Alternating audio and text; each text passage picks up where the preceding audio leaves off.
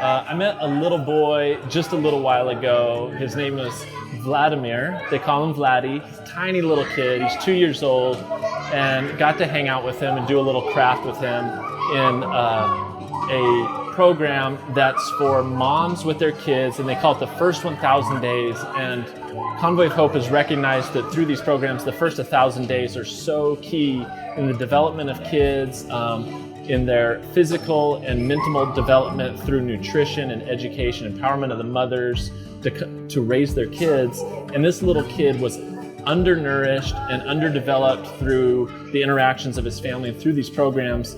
This kid who had very little function, they said, is functioning at such a higher level than he did even a year ago. And that was just really cool to see. It's just powerful to see in any moment to watch, particularly kids that, if they continue on the trajectory they have without the programs and the interventions, will end up never really developing into maybe a fully functioning adult. When it comes down to it, they'll be undernourished, they won't have opportunities in education, they'll drop out. But because of the programs of Convoy of Hope, they're set on a path that empowers them and helps them to take every next step along the way, which ultimately, you do enough of this, it changes the trajectory of countries through the local municipalities, the local schools that begin to win in their community.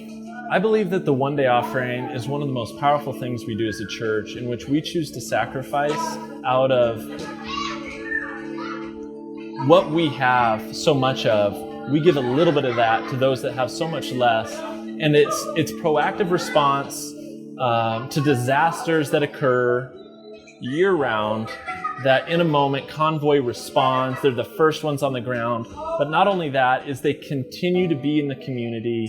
They're constantly doing proactive work in ministering to the needs, ongoing, to break cycles of poverty, to change the course and trajectory of the lives of the people, particularly those with kids, that we really believe in. And it's one of the ways we believe the gospel goes forth and brings the kingdom forward, is in the way that it ministers not just for eternal things, but in the immediate, of giving hope and a vision for the future for these young people.